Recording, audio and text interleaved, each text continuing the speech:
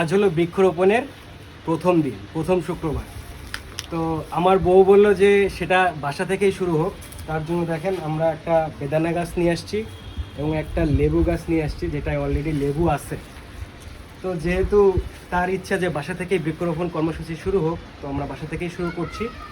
তো আজকে আমি 2টা গাছ লাগাচ্ছি নিজ উদ্যোগে, এবং যেহেতু নিজের বাসায় লাগাচ্ছি, তো আপনারাও চাইলে কিন্তু নিজের বাসায়, ছাদে অথবা বেলকনিতে নিজের বৃক্ষরোপণ কর্মসূচি নিজেই শুরু করতে পারবেন নিজের বাসা থেকে। তো সেটাই দেখানোর জন্য আমরা অলরেডি এই যে গাছ নিয়ে আসছি, এখন এই গাছ প্রসেসিং করে আমরা লাগাবো। আস্তে আস্তে সব কিছুই দেখতে পারবেন, এবং আমি চাই আপনারাও যেন নিজে বাসা থেকে শুরু করেন, এবং বাসা থেকে করতে করতে পরিবেশের সব জায়গায় যেখানে পারবেন, যখন পারবেন গাছ লাগাবেন, যাতে করে পরিবেশ ভালো থাকবে, সবুজ থাকবে এবং সবাই সুস্থ থাকতে পারে। গাছ লাগানো একটু কষ্টকর হলেও গাছ কিন্তু আমাদের অনেক উপকার করে, এটা আমরা যেমন সবাই জানি, কিন্তু আমরা জেনেও না জানার মতো থাকি যে গাছ লাগালে আসলে কি হবে। কিন্তু অ্যাট দ্য এন্ড গাছই কিন্তু আমাদের জীবন রক্ষা করে অক্সিজেনের মাধ্যমে। এছাড়া আরও অনেক, বর্তমানে যে গরম পড়তেছে, এই গরম কিন্তু মূল কারণই হচ্ছে গাছ না থাকা। শহরাঞ্চলে কোনো গাছ নাই, যার কারণে কিন্তু আমরা টিকতে পারতেছি না। তো আপনারা যদি আপনাদের বাসা থেকেই গাছ লাগান, তাহলে কিন্তু বাসা সবুজ থাকবে এবং আপনাদের গরমটা অতটা লাগবে না, এবং মেনলি এসি লাগবে না। এসি যে আমরা কিনে ফেলি না, এসিটা কিন্তু লাগবে না আপনাদের বাসায় যদি গাছ থাকে। তো নিজের বাসা থেকেই গাছটা লাগানো শুরু করেন, এবং আমি চাই যে আপনারা আমার মতো সবাই গাছ লাগান নিজের বাসায়, বাসার ছাদে, তারপরে আস্তে আস্তে সব জায়গায় লাগাতে পারেন। তাহলে কি হবে? তাহলে আস্তে আস্তে সবুজায়ন হবে বাংলাদেশ, এবং আমাদের বাংলাদেশ একসময় সবুজ সবুজ হয়ে। অলরেডি আমাদের বেদানা গাছ লাগানো শেষ, এখন আমরা আমাদের লেবু গাছ লাগাবো। আমরা এই গাছ দুটো কিন্তু যশোরের অনেক সুপরিচিত একটা জায়গা, যেখানে নার্সারি আসলে সবাই চেনে, আসলে ঝুমঝুমপুর, সেখান থেকে নিয়ে আসা। আপনারা যারা গাছ লাগাতে চান তারা অবশ্যই আমি সাজেস্ট করব, কমের মধ্যে গাছ নিতে গেলে ঝুমঝুমপুর থেকে কিনবেন, এবং কোন নার্সারি থেকে কিনলে ভালো হবে সেটা আমি পরবর্তীতে আপনাদের বলে দিব। এবং আপনারা যারা শহর থেকে কিনছিলেন তারা কিন্তু গাছ অনেক বেশি দামে কিনতেছেন। আমি আগের দিন কিনছিলাম, যেটা অনেক বেশি নিয়েছিল, যার জন্য কিন্তু আমরা ঝুমঝুমপুর থেকে কিনে নিয়ে আসছি। তো অবশ্যই আমি আপনাদের সাজেস্ট করবো, গাছ কিনতে হলে ঝুমঝুমপুর থেকে কিনবেন, অথবা নিজে যদি কোনো সোর্স থাকে কমের মধ্যে কেনার চেষ্টা করবেন। বেশি টাকা দিয়ে কখনো গাছ কিনবেন না, কারণ গাছ কিন্তু পরিবেশ থেকেই উৎপাদন হয়, এবং সেটা ব্যবসা হিসেবে নিয়েছে। এখন ব্যবসা করা যাবে না বা ব্যবসার মধ্যে পড়া যাবে না। আপনার যেভাবেই হোক গাছ যখন সোর্স করবেন, একটু দেখে শুনে সোর্স করবেন।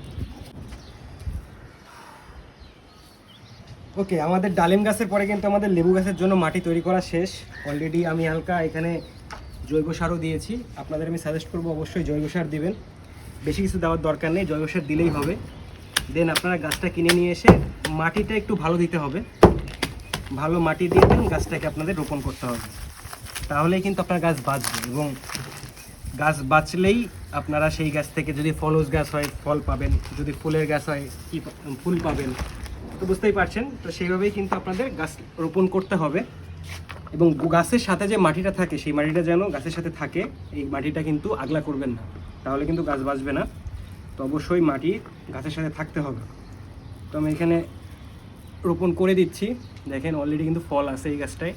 দেখা যাক এই গাছটা কোনোদিন আরও ফল দিতে পারে কিনা খুব তাড়াতাড়ি। আর আমাদের বলে দিয়েছে যে যেহেতু কলপের গাছ, খুব তাড়াতাড়ি ফল আসবে এবং ফল থাকবে। দেখা যাক। আমি চাবো আপনারা যেন আপনাদের বাসায় এইভাবে গাছ লাগাবেন এবং নিজ উদ্যোগে গাছ লাগানোর ট্রাই করবেন। এবং আমাদের সাথে যদি আপনারা যুক্ত হতে চান, আমরা বাইরে অনেক গাছ লাগাবো। যেহেতু আজকে ডে 1 শুক্রবার, আমরা প্রতি শুক্রবারেই গাছ লাগাবো। সেটা এখন বাসা থেকে শুরু হলো, আগের দিন বাইরেও লাগিয়েছিলাম একটা। তো আস্তে আস্তে আমরা প্রতি শুক্রবার কিন্তু গাছ লাগাতে থাকবো। তো গাছ লাগানো কমপ্লিট হয়ে গেলে আপনাদের সব থেকে যে শেষে যে কাজটা থাকবে সেটা হচ্ছে গাছে পানি দেওয়া। তো গাছে অবশ্যই পর্যাপ্ত পরিমাণ পানি দিতে হবে, তা না হলে কিন্তু গাছ বাঁচবে না। তো অবশ্যই গাছে পানি দিবেন, এবং সময় অনুযায়ী পানি দিবেন। বিকালবেলা পানি দিবেন, তাহলে কিন্তু গাছ ভালো থাকবে। এবং দেখতে পেলেন যে আমরা ছাদে কিন্তু গাছটা লাগালাম, এবং ছাদ থেকে নিয়ে বেলকনিতে নিয়ে চলে আসলাম। ছাদে না রাখার একটাই কারণ, যে ছাদে অনেক সময় যাওয়া হয় না। তাদের একটা পরিকল্পনা আছে গাছপালা লাগানোর, কিন্তু আপাতত যেহেতু আমরা এই বেলকনিতেই করতেছি, তাই বেলকনিতে নিয়ে আসলাম। দেখা যাক কেমন হয়, তা না হলে আমরা ছাদে পাঠাই দিব। ঠিক আছে? তো আপনারাও সবাই গাছ লাগাবেন, বেলকনি হোক বা ছাদে, এবং যথেষ্ট পরিমাণে পানি দিবেন, তাহলে গাছ ভালো থাকবে। তো আমাদের এই কর্মসূচি চলতে থাকবে প্রতি শুক্রবারে, ট্রি প্লান্টেশন কর্মসূচি। এবং আমি চাইবো যে আপনারা আমাদের যে গ্রুপ রয়েছে সেভ ট্রি সেভ আর্থ, এই গ্রুপে সবাই জয়েন হয়ে যাবেন। এবং আমাদের প্রতি শুক্রবার বা যখন আমরা বৃক্ষরোপণ করব সকল যে কর্মসূচি সকল আপডেট আপনারা সেখানে পাবেন এবং আমার পেজ থেকেও পাবেন। তো আপনারা সবাই যুক্ত হয়ে যাবেন, যারা ট্রি প্লান্টেশনে বা গাছ লাগানে অনেক পছন্দ করেন বা আমার সাথে যুক্ত হতে চান, অবশ্যই সবাই যুক্ত হয়ে যাবেন। ধন্যবাদ সবাইকে।